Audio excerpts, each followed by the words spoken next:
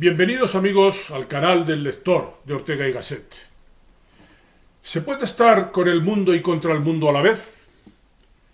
¿Puede uno resignarse, aceptar lo que hay, prescindir de toda expectativa de que pueda haber otra cosa que las decepciones que el mundo nos impone y a la vez esperar que haya otro mundo al que podamos aspirar y en el que queden remediadas todas nuestras insuficiencias y nuestras malas experiencias? ¿Cómo se pueden conjugar resignación y esperanza? ¿Cómo se llegarían a hacer compatibles la afirmación cristiana de San Agustín, según la cual la amistad de este mundo es adulterio contra Dios, con la del estoico Marco Aurelio, que decía: conmigo casa todo lo que casa bien contigo, mundo? Difícil tarea hacer compatibles ambas cosmovisiones, pero este ha sido el reto que entre manos ha tenido y todavía tiene Occidente, que en lo fundamental ha surgido de esa armonización imposible entre ambas maneras de ser, la del cristianismo y la del estoicismo. Es lo que vamos a ver hoy en este vídeo. Este es un canal de divulgación de la filosofía y sus alrededores, especialmente la filosofía de Ortega y Gasset, el pensador en lengua española más importante habido hasta el día de hoy. Ayúdame en esta tarea divulgativa haciéndote suscriptor y dando al me gusta. Vamos a ver hoy efectivamente cómo Occidente, la cosmovisión occidental, ha surgido fundamentalmente de la fusión de dos formas de ver el mundo contrapuestas y a menudo enfrentadas, la que nos legó la antigua Roma y la del cristianismo. Roma recogió a su vez el pensamiento en el que finalmente cristalizó la filosofía griega y helénica, el estoicismo, que vino proponiendo un modelo de vida que quedaría expresado en la máxima de Epicteto de sustine et abstine, es decir, soporta y renuncia. Una filosofía, pues, que propone la resignación, la aceptación sumisa de todo lo que la vida nos procure. Por tanto, el ideal estoico es llegar a ser indiferente al dolor, al placer, a la pena o a la alegría, soportar dócilmente la desgracia, dominar las propias emociones. En suma, adecuarse a lo que nos llega de fuera, amoldarse a lo que el mundo nos propone o exige. La escuela estoica la fundó Zenón de Citio en el siglo III a.C. Uno de sus discípulos, Crisipo, expresaba de esta forma en Atenas el ideal estoico. No existe otro medio, o al menos no uno más apropiado, para llegar a la definición de las cosas buenas o malas, de la virtud o la felicidad, que el partir de la naturaleza común y de la norma que rige el mundo. Sumisión, pues, a la naturaleza y a lo que el mundo exterior, tenga decidido. Esta doctrina, el estoicismo, llegó finalmente a Roma, y allí alcanzó tal influencia que incluso Marco Aurelio, emperador de Roma entre el año 161 y el 180, llegó a ser uno de los más destacados filósofos estoicos. Así expresaba él aquel ideal estoico. Decía: a la naturaleza que da y quita todo, el que está instruido y es discreto, dice: dame lo que quieras, quítame lo que quieras. Esto lo dice sin animosidad contra ella, sino solo obedeciéndola y teniendo la buena fe. La razón para el estoico es un instrumento que le sirve para saber cómo subordinarse al cosmos, al mundo que le rodea. Para el ser racional, la misma acción es conforme a la naturaleza y conforme a la razón, decía asimismo Marco Aurelio. El orden que el logos, el sentido del mundo, esconde, No se anda con remilgos cuando encuentra en su camino una vida individual a la que podríamos decir arrolla en su inapelable discurrir y frente a la cual al individuo solo le queda el recurso de resignarse y aguantar. Ya Séneca, otro destacado filósofo estoico, había mostrado esta actitud más de 100 años antes cuando decía: me muestro como una roca aislada en medio de un mar agitado que las olas no dejan de azotar por cualquier lado que se muevan, y no por ello la conmueven ni la desgastan con tantos siglos de continuos embates. Asaltad, acometed, os venceré resistiendo. Imagen semejante a la que el mismo Marco Aurelio escogió para expresar una idea idéntica. Así formulaba Marco Aurelio esta regla de comportamiento: sé igual al promontorio donde sin cesar se quiebran las olas. Él permanece inconmovible y a su alrededor se adormece la furia burbujeante del agua. Ese orden cósmico al que los estoicos proponían someterse era a sus ojos, además de inclemente, definitivo, acabado y sin ningún resquicio de imprevisión por el que pudiera penetrar alguna cuña de subjetividad, algo que pudiera aportar la propia personalidad. La única tarea del individuo consiste para el estoico en acatar el orden cósmico y el orden social que ya se encuentran decididos. De este modo, lo dice Marco Aurelio: igual que tú mismo eres un elemento complementario del sistema social, así también toda actividad tuya debe ser complementaria de la vida social. La que no tenga relación o inmediata o mediata con un fin social, ésta disloca la vida y no permite que sea una, y es sediciosa, de igual modo que en el pueblo el que aparta la parte que le toca de tal concordia. Dando expresión a esa estricta adaptación a lo que el destino tuviera decidido, Epícteto, otro estoico posterior a Séneca y anterior a Marco Aurelio, recomendaba: cuando beses a tu hijito, a un hermano o a un amigo, recuérdate a ti mismo algo así: que amas a un mortal, que no amas nada de lo tuyo. Te ha sido dado para este momento, no como cosa inalienable ni para siempre. Y el mismo Séneca decía: solo logramos gozar en la posesión de aquellos bienes a cuya pérdida nuestra alma se siente dispuesta, y de cosa alguna es tan fácil la pérdida como de aquella que una vez perdida no puede ser añorada. 2 o 3 citas más nos acabarán de dar, creo yo, una imagen suficiente de lo que significó el estoicismo. Para empezar, esta, de nuevo, de Marco Aurelio: sofoca la imaginación, contén los hilos de la marioneta, circunscríbete al momento actual. Y es que para él, para Marco Aurelio y para el estoicismo en general, lo que hay es lo que debe de haber, y por tanto la imaginación, que vaga por los ámbitos de lo que no hay, es una distracción superflua e inconveniente. Y viene a complementar la idea cuando dice: lo que está emparentado con lo existente, todavía esto se llama también verdad, y es la causa primera de todas las verdades.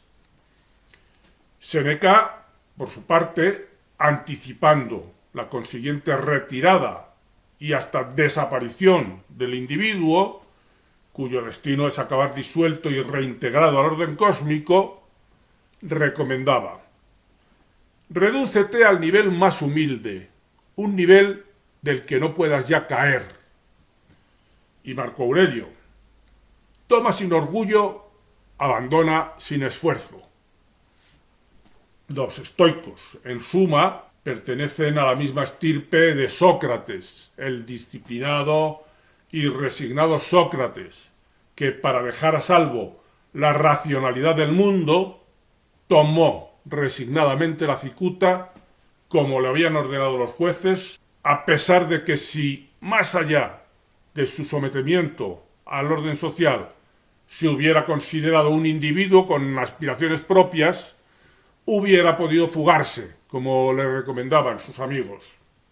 El estoicismo, en fin, la filosofía que dominó durante siglos en la Grecia helénica y en Roma, predispuso a los hombres a la adaptabilidad, conformando así un sustrato de estabilidad y de orden social, sobre el que, no por casualidad, pudieron discurrir varios siglos de historia, aquellos en los que estuvo vigente la llamada Pax Romana o Pax Augusta, desde el reinado de Augusto, que comenzó en el 27 a.C., hasta la muerte de Marco Aurelio en el 180 después de Cristo.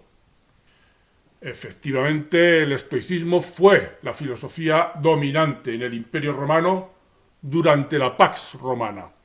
Si en alguna frase debiéramos resumir la filosofía estoica, valdría esta, que ya hemos visto que dijo Marco Aurelio: conmigo casa todo lo que casa bien contigo, mundo. Pero el caso es que siglo y medio antes había aparecido en la historia un personaje llamado Jesús, que precisamente llegó diciendo esta antiestoica afirmación: mi reino no es de este mundo. Y si los estoicos habían predicado el máximo respeto a la ley natural y a las leyes por las que se regía la sociedad, Roma, San Pablo llegó diciendo precisamente en su carta a los romanos: nos hemos emancipado de la ley, somos como muertos respecto a la ley que nos tenía prisioneros, y podemos ya servir a Dios según la nueva vida del Espíritu, y no según la vieja letra de la ley. Los estoicos, al contrario que los cristianos, se sabían habitantes de este mundo que pisamos. No aspiraban a trascenderlo, sino a entenderlo, para así poder acomodar los márgenes de su vida a los que el mundo, le imponía en su marcha inapelable. Marco Aurelio se había referido así a aquella ley considerada en términos generales, contra la que venían a rebelarse los cristianos. Decía: solo al ser racional le ha sido dado seguir voluntariamente los acontecimientos, pues seguirlos sin más es obligatorio para todos. Una racionalidad esta que los cristianos, deseosos de trascender, no de entender el mundo, despreciaban. No os acomodéis a los criterios de este mundo, recomendaba en consecuencia San Pablo.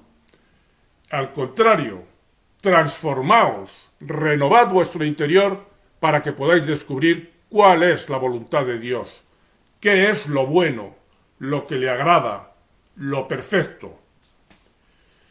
Desde la nueva perspectiva cristiana, las leyes naturales, que tan definitivas resultaban ser para los estoicos, pasaban a ser un obstáculo que era posible superar, hasta el punto de que se abrirían aquí las puertas a la muchas veces nefasta propensión hacia las utopías. Os aseguro, había dicho por ejemplo Jesús, que si tuvierais una fe del tamaño de un grano de mostaza, diríais a este monte: trasládate allá, y se trasladaría. Nada os sería imposible. Y también dejó dicho en esta dirección que apunta hacia la utopía: todo lo que pidáis con fe en la oración, lo obtendréis. ¿Y cuál era el criterio desde el que se hacían estas propuestas revolucionarias del cristianismo? ¿Qué estaba surgiendo en oposición a la subordinación a las leyes naturales y sociales de los estoicos?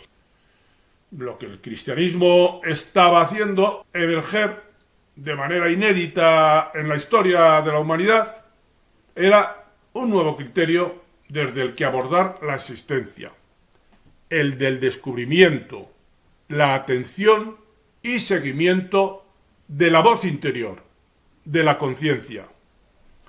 Desde entonces, y esto tendrá importantes repercusiones, puesto que así se estaba empezando a consolidar uno de los pilares de lo que iba a ser la civilización occidental, desde entonces será a través de un acto de introspección y no por obediencia a una ley externa, como los hombres lleguen a saber lo que está bien y lo que está mal.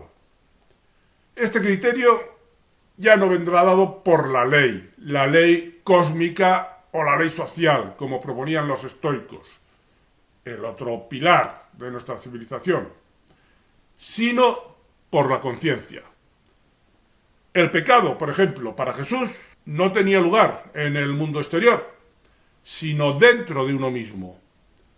Y así afirmaba, por ejemplo, habéis oído que se dijo, no cometerás adulterio. Pero yo os digo que todo el que mira con malos deseos a una mujer ya ha cometido adulterio con ella en su corazón. También la virtud acontecía de puertas adentro. No hagáis el bien para que os vean los hombres, dijo asimismo Jesús. Tú, cuando des limosna, que no sepa tu mano izquierda lo que hace la derecha. Así, tu limosna quedará en secreto, y tu Padre que ve en lo secreto te premiará. Y asimismo, la relación con Dios dejaba de estar supeditada a los rituales externos y pasaba también a ser un acto de introspección.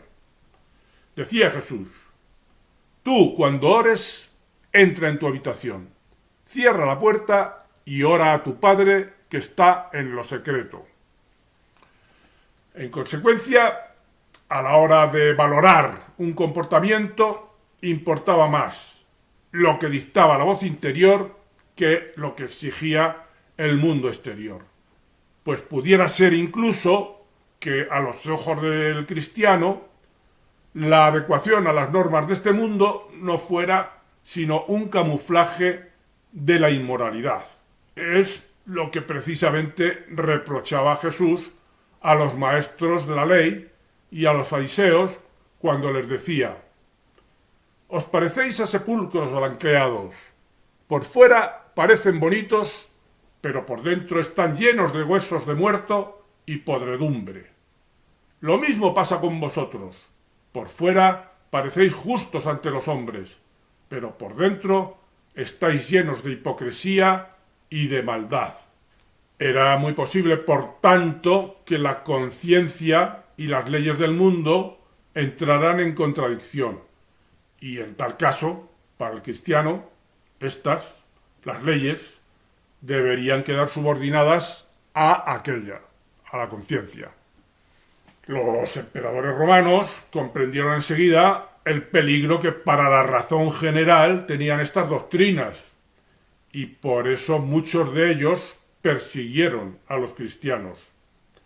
Estos creían en un mundo interior, en el que reinaba la belleza, la justicia, la verdad, pero eran una verdad, una justicia y una belleza extramundanas, de cuya búsqueda ya habían desistido antes en Grecia, sin embargo, los cínicos y los escépticos, y que los cristianos, admitiendo que esos principios no moraban en este mundo, fiaron encontrarse con ellos finalmente a un futuro en el más allá de este mundo, de un mundo del cual Cristo y los cristianos decían que no era su reino. Es más, el mundo era para ellos un enemigo del alma.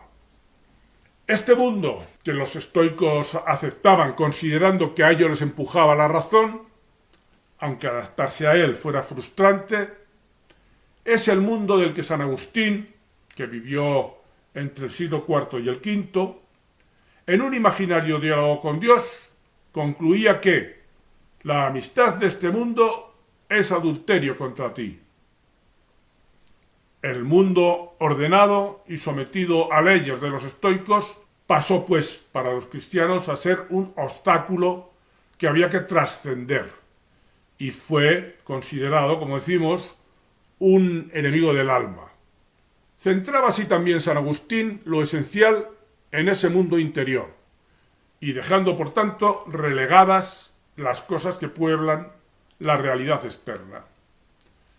San Agustín dio, como filósofo, la señal de salida a una manera de ver el mundo y de considerar el lugar en el que habita la verdad, cuando, siguiendo la doctrina cristiana, dijo: no busques fuera de ti lo que está dentro de ti. La verdad habita en lo interior del hombre. María Zambrano reconoce efectivamente la importancia en este sentido del pensamiento de San Agustín, porque afirmaba ella: vuelve en ti mismo, en el interior del hombre habita la verdad. El hombre europeo ha nacido con estas palabras. Efectivamente podemos afirmar que este descubrimiento y atención al ser interior de la conciencia se convirtió, como vamos diciendo, en uno de los pilares de nuestra civilización. Incluso el pilar en el que probablemente más énfasis se ha hecho históricamente, pero que hemos de conjugar con el otro pilar, con el estoico, para tener una visión completa, aunque uno y otro pilar no han encontrado hasta el momento presente un modo suficiente de armonizarse, de que se reconcilien, pues, el mundo interior y el exterior, lo subjetivo y lo objetivo, el yo y la circunstancia. Pero no nos anticipemos y sigamos desarrollando nuestro hilo argumental. San Pablo, el principal impulsor de la religión cristiana, descontando claro sus fundadores, había dicho: el hombre mundano, es decir, para empezar, el estoico, no capta las cosas del Espíritu de Dios, carecen de sentido para él y no puede entenderlas, porque sólo a la luz del Espíritu pueden ser discernidas. Y así fue la fe, la confianza en Dios, lo decisivo en este sentido, y no el resultado de las acciones, de lo que se lleva a cabo en el mundo. Esto mismo lo sostenía explícitamente el mismo San Pablo, cuando decía: ¿de qué pues podemos presumir si toda jactancia ha sido excluida? ¿Acaso por las obras realizadas? No, sino en razón de la fe, pues estoy convencido de que el hombre alcanza la salvación por la fe, y no por el cumplimiento de la ley. Ya no se buscaba un sentido para el mundo, sino para el ser personal, al margen del mundo, independientemente de lo experimentable, de lo que uno pudiera hacer o no hacer en este mundo. Para hallar lo primero, para hallar un sentido para el mundo, servía la razón. Es la naturaleza quien tiene que guiarnos. La razón la observa y la consulta, había dicho Séneca desde Presupuestos estoicos. Pero esa razón condenaba al ser que vive en lo interior a la insignificancia. El mundo y sus leyes lo arrollaban, y por el camino que esos presupuestos trazaban, el ser individual quedaba abocado finalmente a la muerte y a la nada. La muerte tenía sentido desde el punto de vista del mundo. Como decían los estoicos, muere algo para pasar a ser otra cosa dentro de la secuencia prevista en el eterno ciclo cósmico. Esto es pues admisible para la razón, y así lo mostraba Marco Aurelio. Has surgido como una parte, desaparecerás en lo que te ha engendrado, o mejor, serás recogido en su razón inseminadora mediante cambio. Pero esa muerte, razonable si tomamos en consideración el mundo globalmente, para el individuo es el fin. Y si es este, mejor dicho su alma, lo que está más allá de la experiencia, quien debe prevalecer, como venía a sostener el cristianismo, la razón pasa a ser un estorbo, porque como decía San Pablo, abogando por algo como es evidente muy poco razonable, si Cristo no ha resucitado, tanto mi anuncio como vuestra fe carecen de sentido. No es en la razón, por tanto, donde el cristiano buscará un sentido para la vida. Al menos la razón no pasará a ser cabalmente considerada por el cristianismo hasta Santo Tomás en el siglo XIII, sino que contra todo lo que le dice esa razón, que para los estoicos estaba plenamente reconciliada con el mundo, el cristiano se guiará por la fe, que emanaba de su íntimo deseo de inmortalidad, y le promete seguir viviendo cuando la muerte llegue. Un mensaje que, para ser creído, obliga a saltarse las reglas de la cordura. Y así lo reconoce el mismo San Pablo. Dios ha querido salvar a los creyentes por la locura del mensaje que predicamos. Porque mientras los judíos piden milagros y los griegos buscan sabiduría, nosotros predicamos a un Cristo crucificado, que es escándalo para los judíos y locura para los paganos. Yo he vencido al mundo, había declarado Jesús. Un requisito más todavía para salvar la vida del absurdo. Había que entregarle al absurdo, en sacrificio a la razón. La misma razón con la que el mundo era ordenado en tiempo de los estoicos. Creo porque es absurdo, dirá Tertuliano, uno de los padres de la Iglesia. Para que las cosas tuvieran sentido, en fin, había que prescindir, según los cristianos, de la razón, la deprimente razón de los estoicos. Jesús recomendaba a sus seguidores que se alejaran del mundo y de las preocupaciones que el trato con él produce. Y así hacía estas recomendaciones a sus discípulos. No os inquietéis diciendo ¿qué comeremos? ¿Qué beberemos? ¿Con qué nos vestiremos? Esas son las cosas por las que se preocupan los paganos. Buscad ante todo el reino de Dios y lo que es propio de él, y Dios os dará lo demás. Y es que finalmente, concluye Jesús, el espíritu es quien da la vida, la carne no sirve para nada. Consecuentemente, cuando estas doctrinas antimundanas, antiestoicas, llegaron a prevalecer, no es de extrañar que la polis griega con sofistas, cínicos y escépticos y el imperio romano con los cristianos entraran en crisis.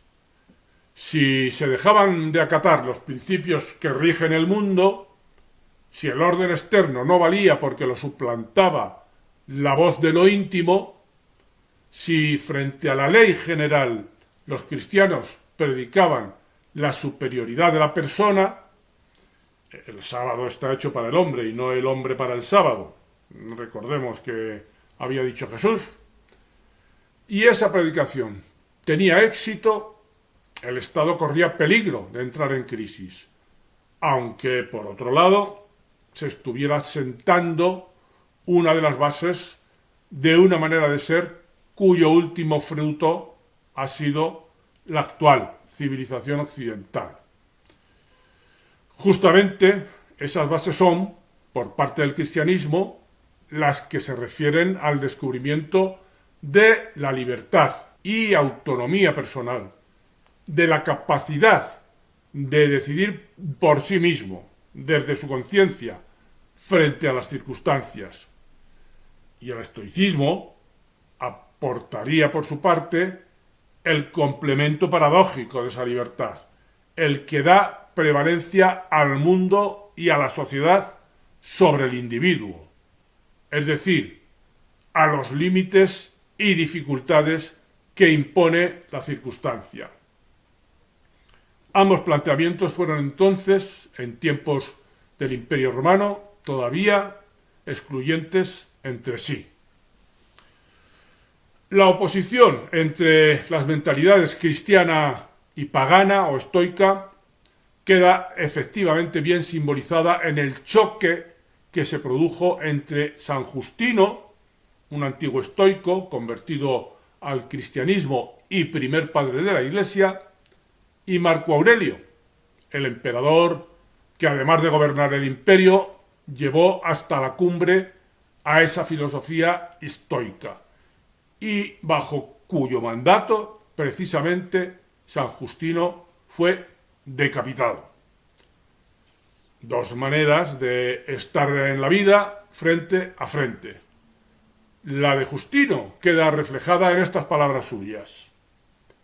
Evidentemente ellos, los estoicos, intentan convencernos de que Dios se ocupa del universo en su conjunto, de los géneros y las especies. Pero si no se ocupara de mí o de ti, de cada cual en concreto, nosotros no le rezaríamos noche y día. Marco Aurelio demandaba, por el contrario, abro comillas, no referir la acción a ninguna otra cosa excepto al fin común. Cierro comillas. El Imperio Romano que Marco Aurelio regía se sabía sostenido en esta regulación que subordinaba estrictamente lo particular a lo general. Sin embargo, aquella preocupación particularizada que el Dios cristiano, dedicaba a los hombres, a cada persona, tenía la peculiaridad de que no se refería realmente, al menos por entonces, a la vida que podamos llevar aquí, en la tierra. Por el contrario, para contar con ella, con aquella preocupación de Dios por los hombres, era imprescindible despegarse de todo lo que pudiera vincularnos a este mundo. No eran, pues, tanto el hombre de carne y hueso y las vicisitudes de su vida terrenal lo que era objeto de los cuidados divinos, sino lo que quedaba de ese hombre una vez desprendido de toda referencia mundana, de todo este engañoso cúmulo de apariencias que era preciso repudiar. Por eso San Pablo recomendaba en la carta a los Corintios: en lo que resta, los que tienen mujer vivan como si no la tuvieran, los que lloran como si no lloraran, los que se alegran como si no se alegraran, los que compran como si no poseyeran, los que disfrutan del mundo como si no disfrutaran, porque la apariencia de este mundo está a punto de acabar. Como seres de carne y hueso, sujetos a los vaivenes del tiempo y a las variables circunstancias, los hombres éramos, según eso, desdeñables. La ley eterna, decía, por ejemplo, San Agustín, ordena no amar lo temporal y que todos se conviertan al amor de lo eterno. Los estoicos, para que el mundo tuviera sentido, sacrificaban al individuo.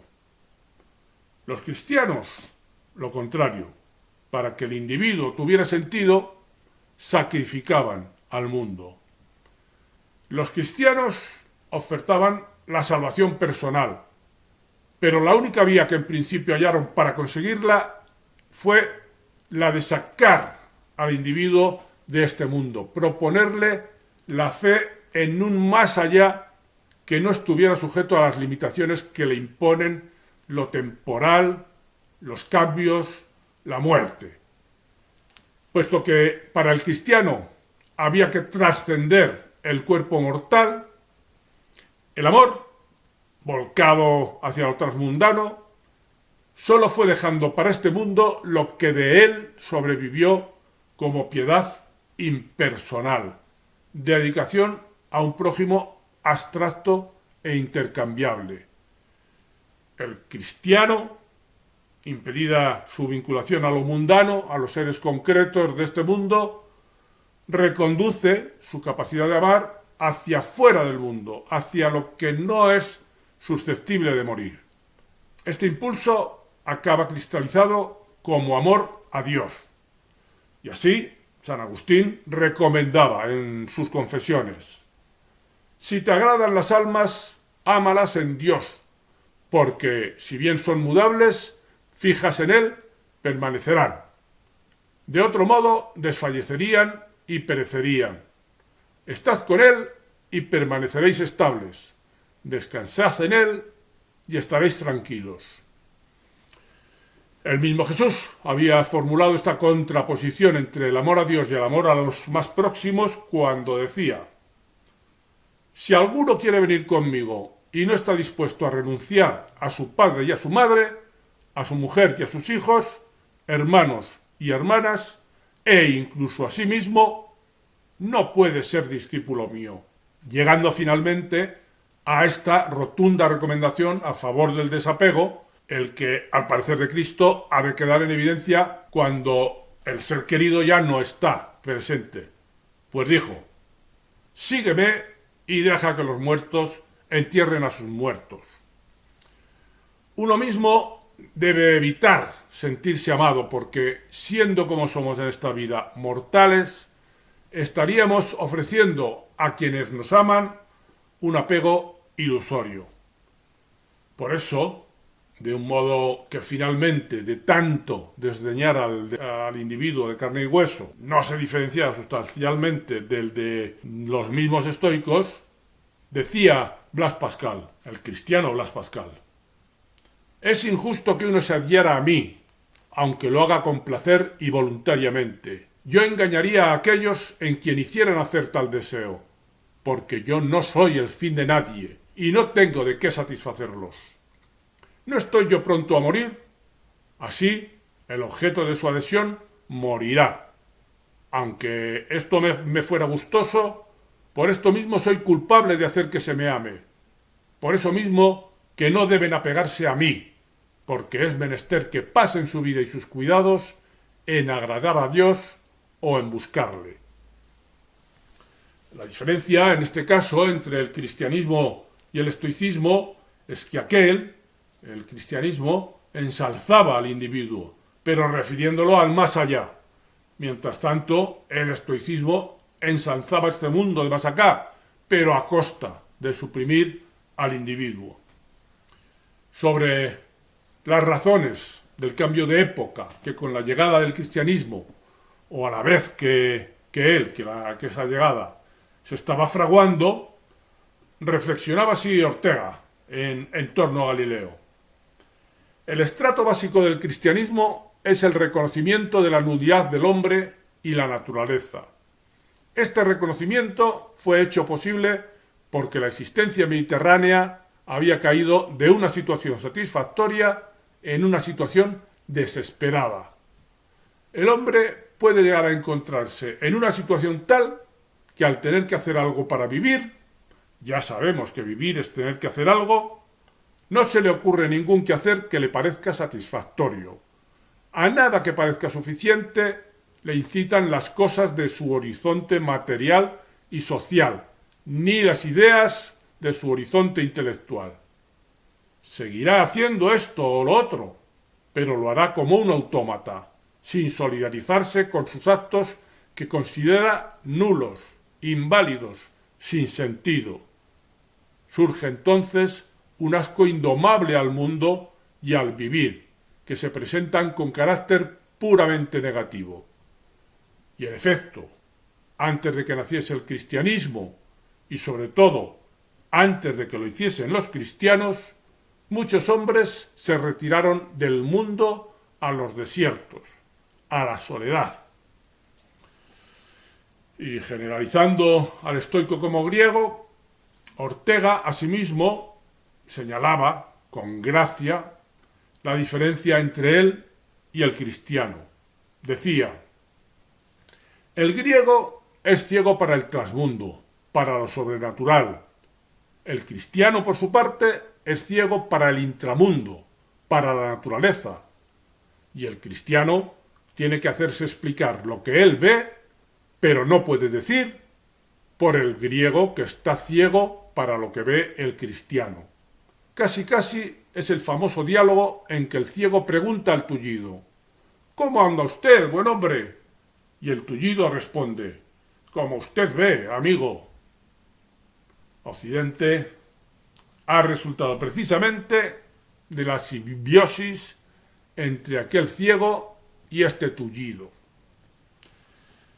En conclusión, hemos visto pues cómo estoicismo y cristianismo veían la vida atendiendo respectivamente a valores contrapuestos.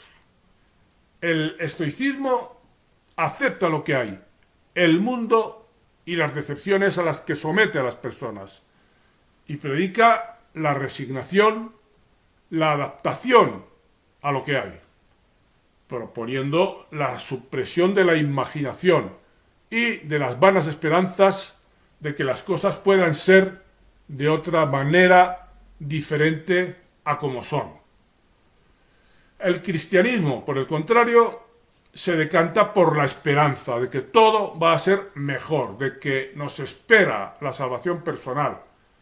Pero las liberadoras promesas del cristianismo nos remiten al más allá de esta vida y por tanto se hace preciso desdeñar este mundo, este valle de lágrimas, así como todo lo que en él podamos conseguir, todo lo mundano.